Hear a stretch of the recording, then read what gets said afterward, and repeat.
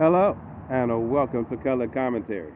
I'm TJ, your average fan, and I'll be talking to you today about a show. Apple TV's Severance, Season 2, Episode 4. Let's get into it, shall we? Spoilers!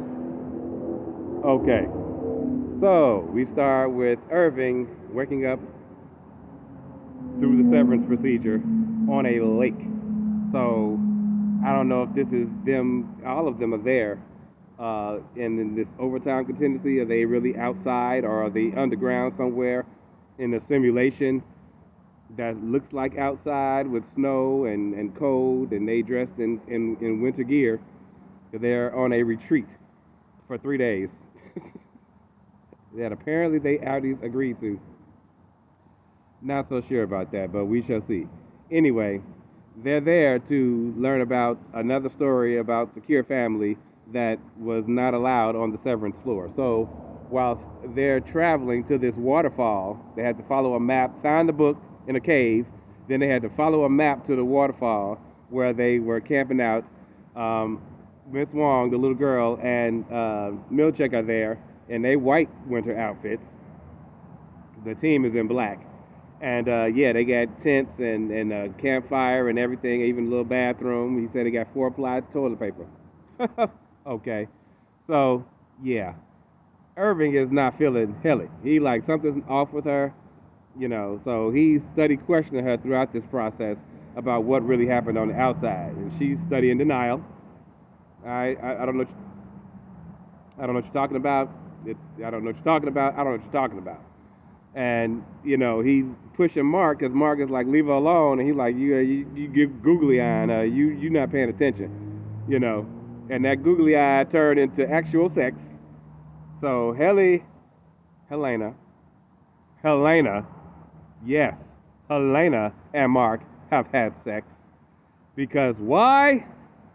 Well, she was about to say she didn't like who she was on the outside. Then Mark was like, I don't care who you are, I just care who you are with me. And he moved on past that. Mark got a problem with facing shit. I clearly see that now. Like, he has a real problem, even if any has a problem with facing things. But in the process that they love making, he get a flash of his wife on her face. And I'm like, oh boy, because, his brain has been intertwined now. But, he... Another clue to that is that when he told Irvin about he didn't have a good experience on the outside, that's something that Milchek told him on the outside, told his Audi, not his any. So his memories are melding together, but I don't know if he's aware of that they're melding together or what. I'm not sure. Anyway, yeah, Irvin flipped out on Dylan and everybody. So he went out into the woods while they were busy making love and everybody else went to bed. And he ended up falling asleep outside. Had a terrible, terrible dream about some old creepy lady that looked like the woe picture of the woman who popped up to Kier. And yeah, the whole story in itself was ridiculous because it was like Kier had a brother, a twin brother. They went out into the woods. He was with him for a while. Then Kier wanted to go back, and his brother, because he wanted to stay out in the forest, literally turned into a tree. And that's when Kier came across Woe, some short-statured woman. I was like, okay, which is basically the woman that Irvin ran into in his dream. So Irvin, not letting it go, literally attacks Helena, threatens to drown her if they don't tell them the truth, and that's when Milchik had to call it in and release the thing on her so that Helly can actually pop back up, and Helly popped back up.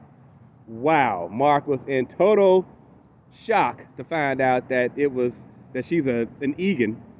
So I don't know how he's going to take that news. That should be interesting. Yeah, and then they completely, utterly fire Irving. Switch him back, tell him to go walk into the forest, and they switch him back so he can go back and not look at the team no more. Even though Dylan was hollering to leave him alone. Yeah. This is how the episode goes off. I was tripping out because I'm like, what does that mean? What's going to happen to Irvin now? How's Mark going to feel about Helly really being an Egan and Helena being a mole with them this entire time? Dylan, you lost your best friend, and you part of the problem, bro, with all of your sneaking around.